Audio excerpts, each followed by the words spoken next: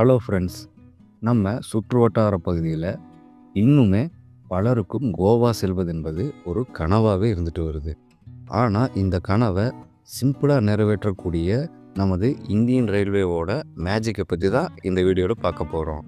நம்ம கோவை, திருப்பூர், ஈரோடு, நீலகிரி சுற்றுவட்டார பகுதிகளில் எங்கே இருந்தாலும் நமது கோவை மெயின் ரயில் நிலையத்திலிருந்து காலை 6 மணிக்கு மங்களூர் சென்ட்ரல் நோக்கி கிளம்பக்கூடிய இன்டர்சிட்டி ரயிலை பிடிச்சிருங்க.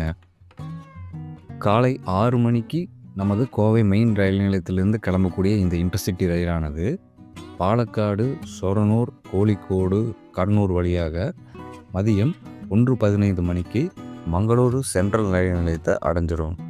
மங்களூர் சென்ட்ரல் ரயில் நிலையத்தில் 1 மணி நேர இடைவெளியில் கோவாவின் மட்கான் ரயில் நிலையம் வழியாக மும்பை எல்டிடி வரை செல்லக்கூடிய மத்யகந்தா ரயில் சரியாக 2:20 மணிக்கு மங்களூர் சென்ட்ரல் ரயில் நிலையத்திலிருந்து கிளம்பும். இந்த ரயிலை பிடித்த நீங்கள் சரியாக 8 மணி அளவில் கோவாவின் மட்கான் ரயில் நிலையத்தை அடைந்து விடுவீர்கள்.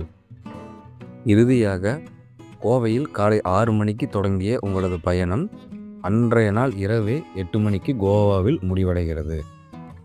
பயண கட்டணமாக புதுப்பெட்டியில் பயணிக்கக்கூடிய உங்களுக்கு கோவையிலிருந்து மங்களூர் சென்ட்ரல் வரை 155 ரூபாயும், மங்களூரு சென்ட்ரலிருந்து கோவாவின் மட்கான் ரயில் நிலையம் வரை 130 ரூபாயும் வசூலிக்கப்படும்.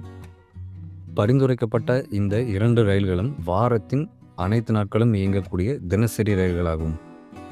மேலும் இது போன்ற ரயில் பயணங்கள் தொடர்பான சுவாரஸ்யமான தகவல்களுக்கு நமது CETN இன்ஃபோ சேனலை சப்ஸ்கிரைப் செய்து கொள்ளுங்கள்.